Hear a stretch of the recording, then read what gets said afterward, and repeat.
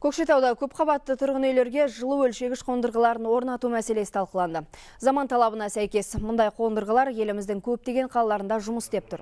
Кеңеске Астанадан арнайы келген делегат бұл жоба жылуға қарызды өтеу кезінде әділ бағасын көрсетеді, әрі тариф құнын үнемдеуге септігін тигізеді дейді.